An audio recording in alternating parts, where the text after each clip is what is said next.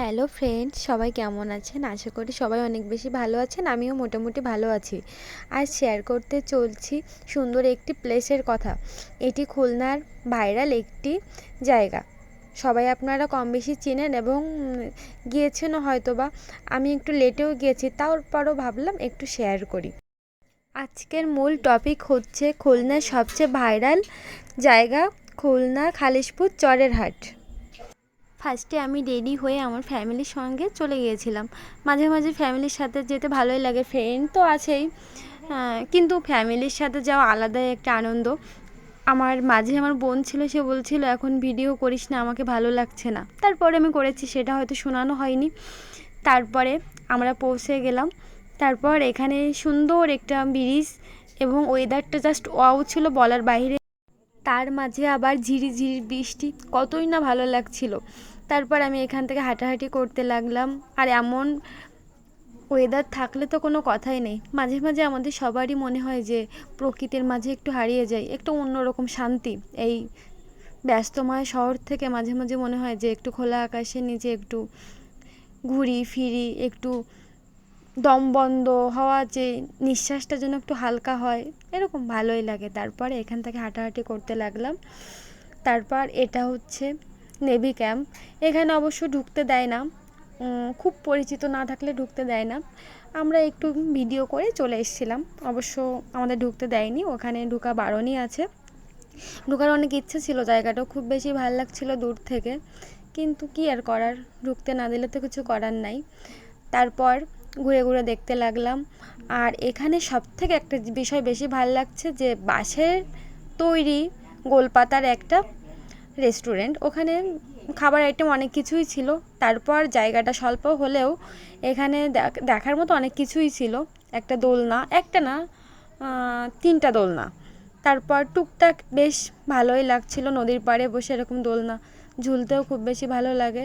তারপর আবার বৃষ্টি হচ্ছিল আর কি, খুব বেশি মজাও লাগছিল। একটা ইন্টারেস্টিং বিষয় হচ্ছে, আমার যে সুন্দর সুন্দর ছবিগুলো ভিডিওগুলো সবগুলোই করে দিয়েছিল ছোট্ট একটি পিচ্চি মেয়ে, সেটা হলো আমার বোন।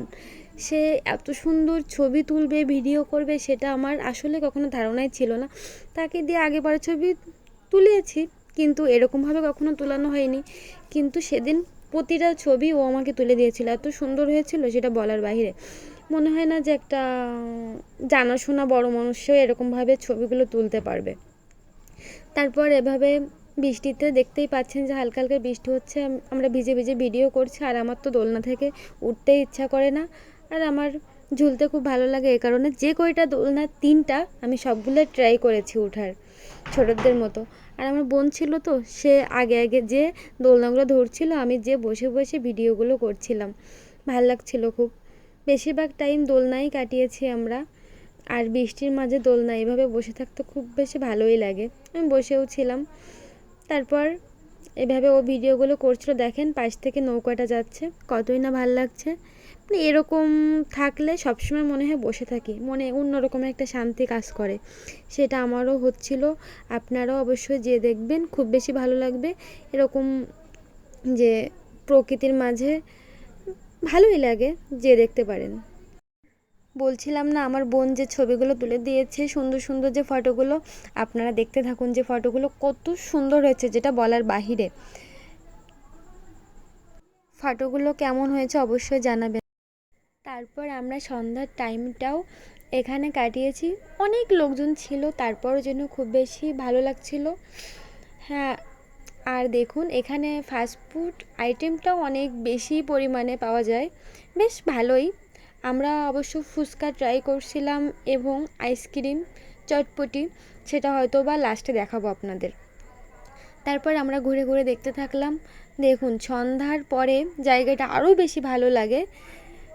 এখানে এই যে ব্রিজটা, এই যে লাইটিং করার জন্য এটা আরও আকর্ষণীয় হয়ে উঠেছে এবং দেখতেও খুব ভালো লাগছে। সন্ধ্যার পরেও এখানে ছবি তুলতে সবাই কতটা ব্যস্ত, একটুও কেউ থেমে নাই। অবশ্য আমরা সন্ধ্যার পরে আর ছবি ভিডিও কিছুই করি নাই, ভালো লাগছিল না, যা উঠার আমরা বিকালেই উঠে নিয়েছি।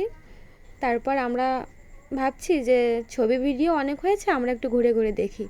এই যে সেই গোলপাতা রেস্টুরেন্ট এবং এই যে সন্ধ্যায় বসার জন্য বেশ প্লেস ছিল, সবাই বসে বসে গল্প করছে, বেশ ভালোই লাগছিল। আর এখানে দেখেন পদ্ম ফুল, এখানে না মাছ ছাড়াও ছিল, আপনারা যে দেখতে পাবেন। আর এই গোলপাতা রেস্টুরেন্টটাও কত সুন্দর ছিল এবং এখানে বসার জন্য খুব ভালো জায়গা, সবাই বসে বসে খাচ্ছিল, আমরাও খেয়েছিলাম এখানে বসে। আর এটাই হচ্ছে সেই ভাইরাল জায়গাটা, যেটার কারণে চরের হাট খুবই বিখ্যাত। দেখুন জায়গাটা কি সুন্দর, এখানে বললে হয়তো বা বেশি হয়ে যাবে, এখানে ফটো তোলার জন্য সব সময় একটা না একটা মানুষ লাইনে দাঁড়িয়েছিল। আর এটা সেই বট গাছ, এখানে একটা দোলনা ছিল, সেইখানেও আমি ভিডিও করেছি। আর এখানে একটা রাইডের ব্যবস্থা ছিল, বোট হয়তো বা, কিন্তু আমরা ট্রাই করি নাই, ওটা উঠি নাই, অন্যরা দেখছিলাম উঠছিল। এই হচ্ছে গিয়ে আমাদের বাড়ির কুটিলা মেয়েটা। যাই হোক, তারপর আমরা ঘুরে ঘুরে দেখতে থাকলাম, বেশ ভালোই লাগছিল। তারপর আমরা খাওয়ার জন্য চলে গিয়েছিলাম, ক্ষুধা লাগছিল প্রচুর, ঘুরে ক্ষুধা তো লাগবেই। তারপর আমরা চলে গিয়েছিলাম, তারপর আবার আমরা ঘুরতে থাকলাম। কি সুন্দর লাগছে না সন্ধ্যাবেলায়, নদীটাও দেখেন কি সুন্দর লাগছে।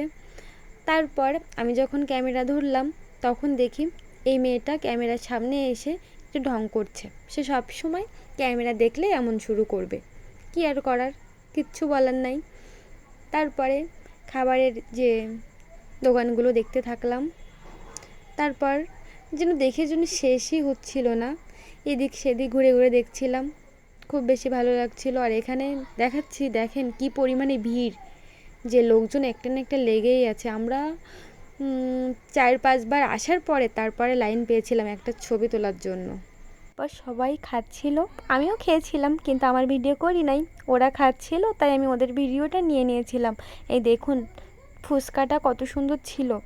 আর এখানে আমি একটু আইসক্রিম খেয়েছিলাম, সারাদিনের ক্লান্তি, অত ঘুরে খুব বেশি ক্লান্তি লাগে জন্য একটু আইসক্রিম খেয়ে নিয়েছিলাম। আর এই যে ফুচকা চটপটি আমরা খেয়েছিলাম। খাওয়া দাওয়া শেষ করে আমরা বাসার উদ্দেশ্যে রওনা দিলাম। ভিডিওটা এ পর্যন্ত, আশা করি সবাই ভালো থাকবেন, টাটা।